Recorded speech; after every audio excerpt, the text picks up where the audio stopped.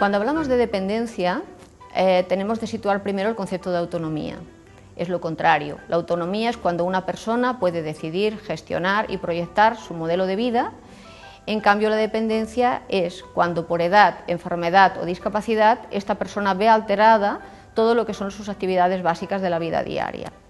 Las personas podemos padecer dependencia ligada a una situación física, por ejemplo, una persona que tiene una fractura, una persona que tiene un accidente, bien por la edad, porque de forma progresiva va perdiendo una serie de funciones, va teniendo una serie de alteraciones o deterioro de alguna manera de algunas de sus funciones, puede tener una dependencia psíquica en aspectos de relación, en aspectos de comunicación, en aspectos de orientación, o puede tener una dependencia emocional. Una persona, por ejemplo, un duelo mal vivido, una persona que no ha podido trabajar o aceptar una situación de pérdida, puede comportarle una dependencia de su entorno más cercano que la limita para tener una vida diaria normalizada.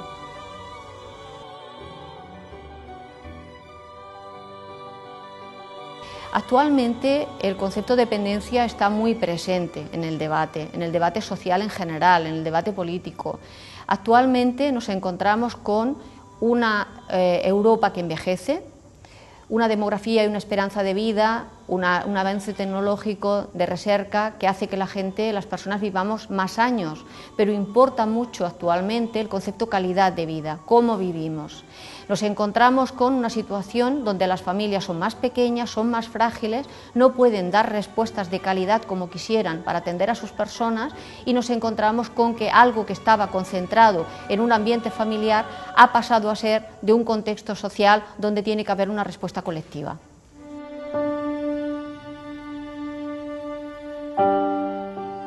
A nivel español diríamos que existen en este momento más de 8 millones de personas que tienen más de 65 años.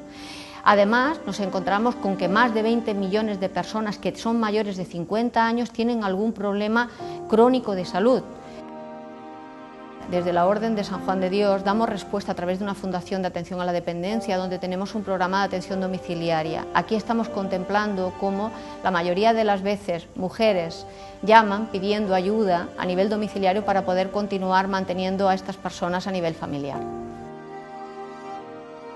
En el año 90, ya en el Consejo de Ministros Europeos, empezó a definir el concepto de la dependencia y en el año 98 se aceptó el consenso sobre lo que era dependencia. En el Estado español, el cuarto estado de bienestar, que representaba la atención a la dependencia, se originó a través de la Ley 39/2006.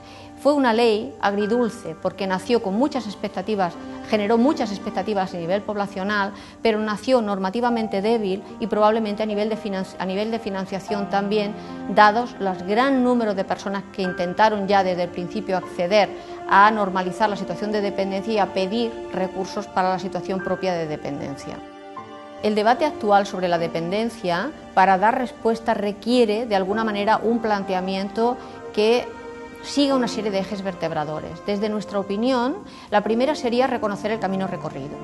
La segunda sería escuchar a las personas dependientes. Hay encuestas que ellos han expresado que quieren y ellos quieren mayoritariamente ser atendidos en su domicilio con servicios sociosanitarios. Por otro lado, hemos de tener en cuenta que el ámbito de lo que significa el modelo cultural. El Estado español tiene un modelo familista, es decir, la familia ha hecho frente a todas estas situaciones. Actualmente creemos que no se debería romper ese modelo, se debería ayudar y crear puentes para que la familia pueda seguir dando respuesta, pero no solos no pueden en este momento. Después hay un contexto político importantísimo para que de alguna manera tengamos en cuenta, debate, que se necesitan modelos integrales y modelos de atención centrados en la persona, donde de alguna manera se tenga en cuenta muy en serio la coordinación necesaria entre lo social y lo sanitario. De otro lado, también hemos de contemplar mucho las diferencias territoriales. Por otro lado, importantísimo tener en cuenta la atención a los diferentes colectivos.